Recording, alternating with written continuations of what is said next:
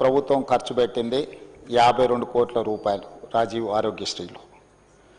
December 7, 2023 నుంచి March 25, 2026 దాదాపుగా 26, 27 నెలలలో ప్రతి నెల ఈ ప్రభుత్వం ఖర్చు పెట్టింది 89 కోట్ల రూపాయలు అధ్యక్ష యావరేజ్గా.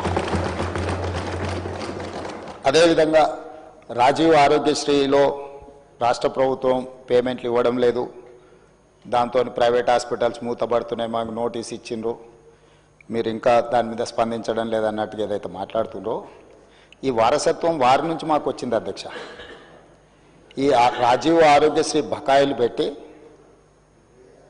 అధికారాన్ని కోల్పోయి ఆ భారాన్ని మా నెత్తి మీద పెడితే ఆ భారాన్ని మోస్తూనే మేము 5 లక్షల నుంచి 10 లక్షల రూపాయలకు పెంచడం జరిగింది అధ్యక్ష.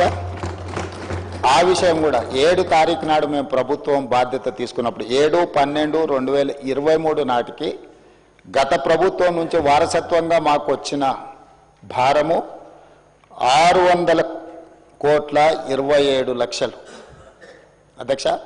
600 కోట్ల 27 లక్షల రూపాయల భారము గత ప్రభుత్వం నుంచి మాకు వారసత్వంగా రాజీవ్ ఆరోగ్యశ్రీలో భారం వచ్చింది అధ్యక్ష.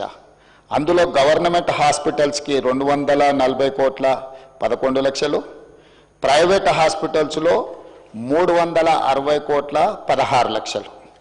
అదేవిధంగా అధ్యక్ష మేము ప్రభుత్వం వచ్చిన తర్వాత మేము చేసిన పేమెంట్స్ 7/12/2023 నాడు మేము పదవి చేపట్టినాక 8/12/2023 అంటే ఫైనాన్షియల్ ఇయర్ 2023-24 అంటే కంప్లీట్ మార్చ్ 31, 2024 వరకు వాళ్ళు లేరు అధ్యక్ష. 3 నెలల ముందే ఈ ప్రభుత్వం బాధ్యత తీసుకున్నది. ఈ ప్రభుత్వం బాధ్యత తీసుకున్న 8/12/2023 నుంచి ఈ రోజు వరకు 2408 కోట్ల రూపాయల 51 లక్ష ఇప్పటి వరకు మన ప్రభుత్వం పే చేసింది అధ్యక్ష. ఇందులో గవర్నమెంట్ హాస్పిటల్స్కి 927 కోట్ల 99 లక్షలు, ప్రైవేట్ హాస్పిటల్స్కి 1480 కోట్ల 52 లక్షల రూపాయలు. అంటే గవర్నమెంట్లో 34 కోట్లు పర్ మంత్ ఇస్తే ప్రైవేట్లో 55 కోట్లు పర్ మంత్ ఇవ్వడం జరిగింది అధ్యక్ష.